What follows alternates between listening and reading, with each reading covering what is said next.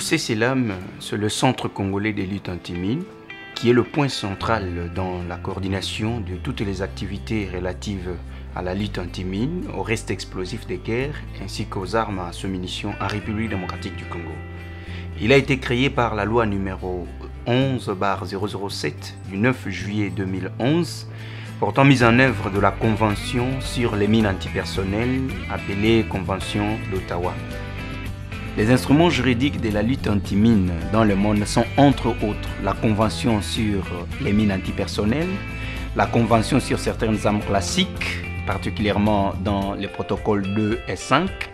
la Convention sur les armes à sous-munitions, les normes internationales et nationales, ainsi que les procédures opérationnelles permanentes des opérateurs. La mission principale du CCLAM est de coordonner toutes les activités des opérateurs œuvrant dans la lutte anti-mine, les restes explosifs des guerres ainsi que les armes à sous-munitions en République démocratique du Congo.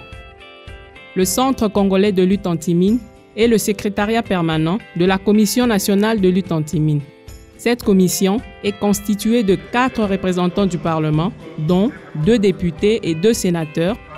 4 ministères dont l'Intérieur, la Défense, la Santé et les Affaires humanitaires, ainsi que 5 représentants de la société civile œuvrant dans la lutte anti-mine.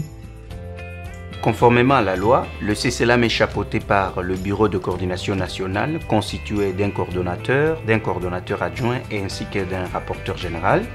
En son sein, on a des départements qui sont démembrés en service et au niveau provincial, le CCLAM a des bureaux de représentation sur toute l'étendue du territoire national.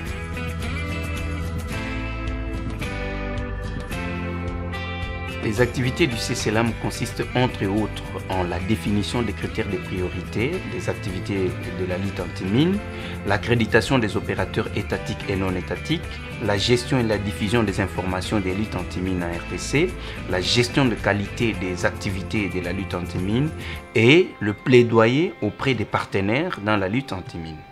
L'objectif principal est de rendre la RDC libre de mines antipersonnelles d'ici 2021 conformément au plan stratégique du CCLAM.